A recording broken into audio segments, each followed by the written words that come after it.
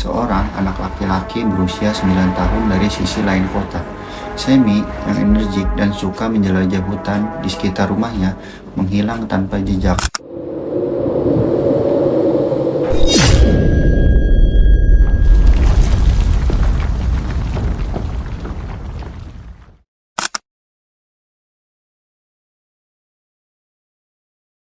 Terima kasih yang sudah klik video ini.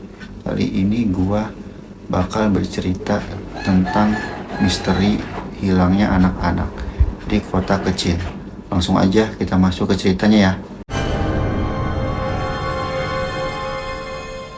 Di sebuah kota kecil yang terletak di antara pegunungan, dan kehidupan sehari-hari di sana seringkali terasa damai dan penuh kehangatan. Namun, ketenangan ini terguncang secara mendalam ketika serangkaian anak-anak mulai menghilang tanpa jejak. Kejadian ini menimbulkan ketakutan yang menggelegar di antara penduduk setempat, sementara para orang tua hidup dalam keputusasaan yang mendalam. Cerita ini dimulai dengan menghilangnya Emily, seorang gadis kecil berusia 7 tahun yang tinggal di salah satu rumah di pinggiran kota. Emily adalah anak yang ceria dan rajin bermain dengan anjing kesayangannya di halaman belakang rumah. Namun, suatu pagi yang cerah ketika Emily seharusnya kembali ke dalam rumah untuk sarapan, tiba-tiba dia tidak ada di mana-mana. Orang tua Emily yang bernama Mr. Johnson sangat terkejut dan panik.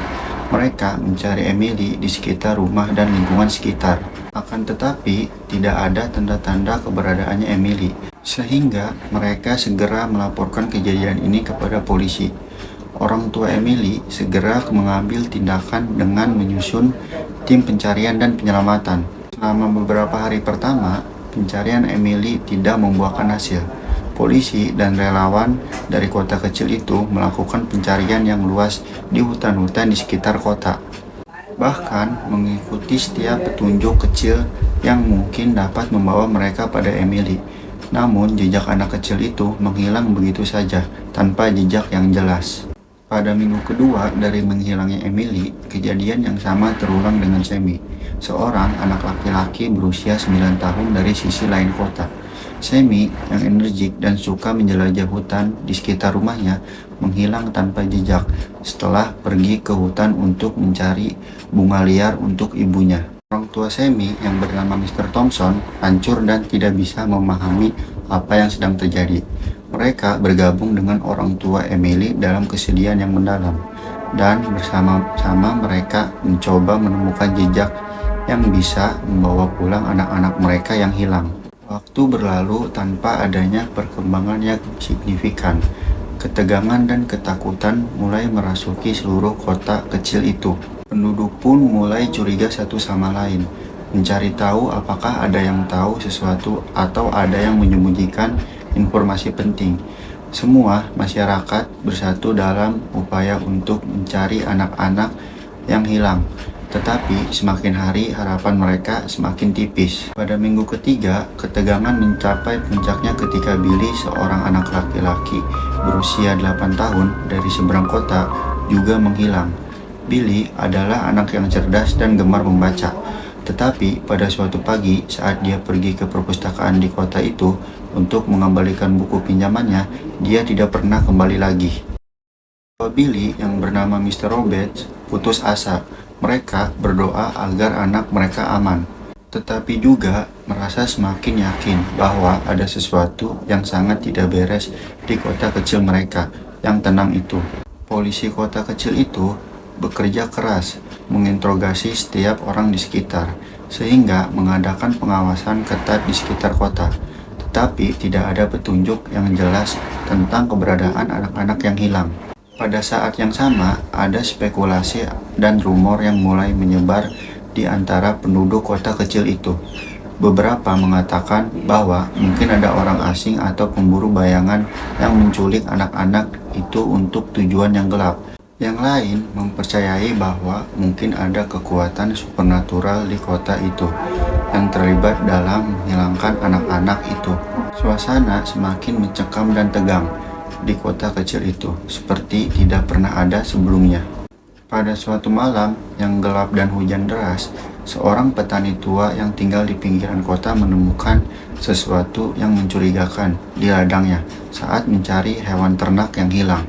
Dia menemukan sebuah goa tersembunyi di balik semak-semak, tidak jauh dari sungai yang mengalir deras di hutan belakang rumahnya. Hingga petani itu memberitahu polisi yang segera datang untuk menyelidikinya. Mereka memasuki goa dengan hati-hati, berharap menemukan jejak anak-anak yang hilang.